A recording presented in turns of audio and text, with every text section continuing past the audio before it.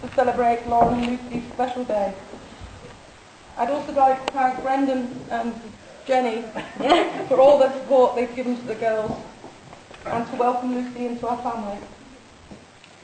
Another little special thank you, I would like to thank John and Maria, Lauren's bosses, for treating her more like a member of the family rather than employers, and you've been absolutely so kind and wonderful to her. Thank you.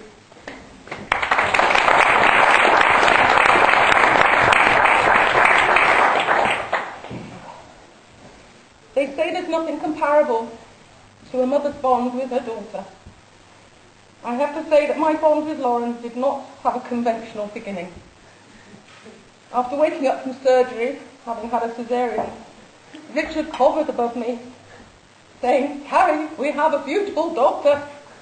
My reply was, "Get lost! Get me something for pain!" But actually the words were stronger than that. Lauren was born on a Sunday, and as we all know the saying, a child that is born on the Sabbath is bonny and blithe and good and gay.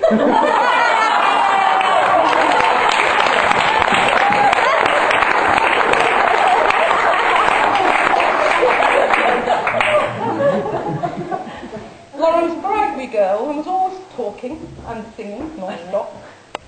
When she had just learnt to speak, Richard taught her to say, "It's a singularly remarkable occurrence."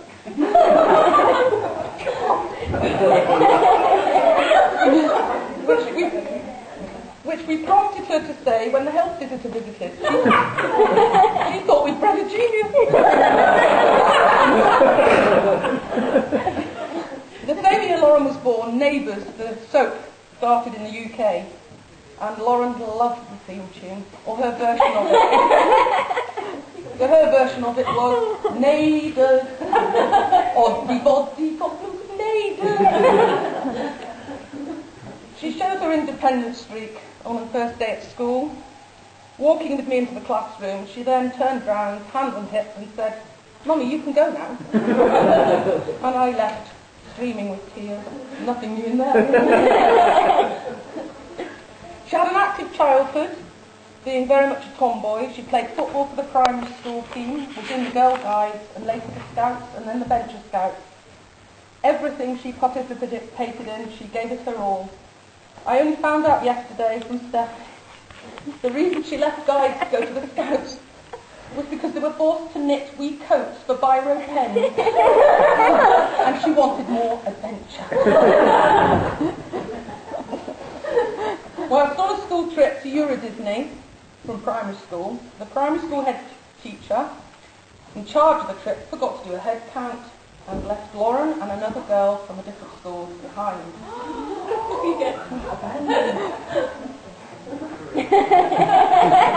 But Lauren, being the sensible girl she is, calmed the other girl, who was hysterical, sought out a security guard, and they awaited the return of the school party.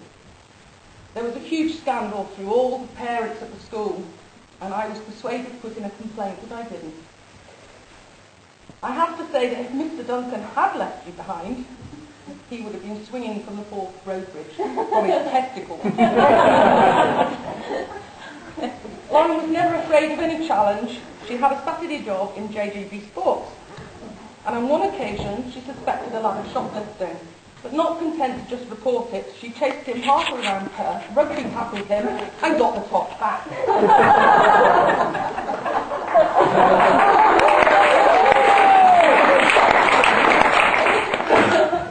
She was never really a difficult teenager, but her fights with her sister did have me tearing my hair out at times. They certainly knew how to wind each other up.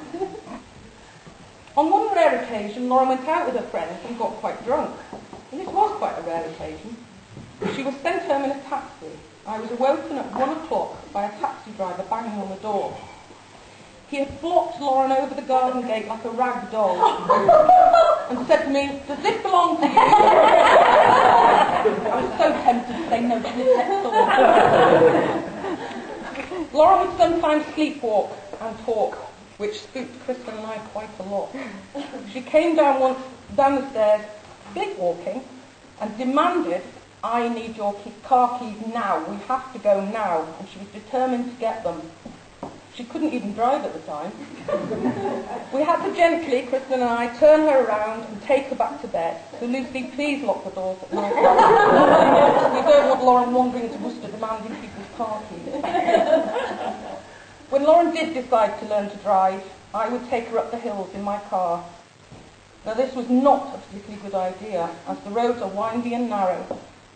I realised it was a bad move when every time a tractor or car came round the bend towards us, Lauren, instead of braking, slowing down, pulling over, just drove straight for the distance. I used to cling onto the handle above my head for dear life, and that became affectionately known between us as my holy shit handle.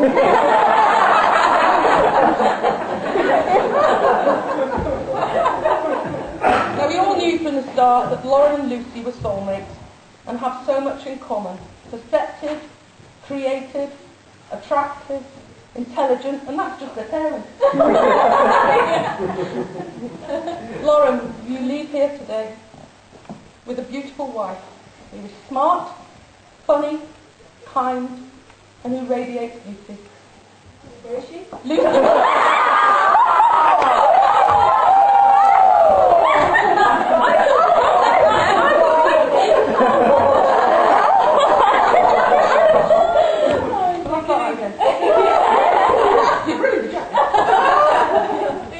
Lauren, you leave here today with a beautiful wife who's smart, funny, kind, and who radiates beauty. Lucy, you leave here today with a beautiful dress and a lovely bouquet.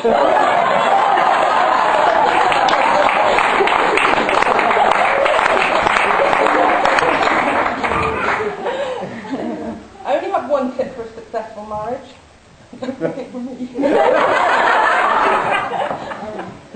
Never take the other person for granted and always show you appreciate them. Lauren always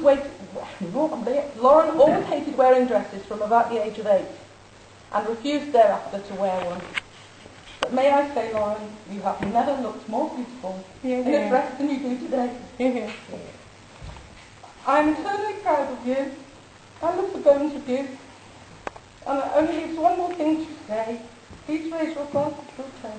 Lauren, come with me.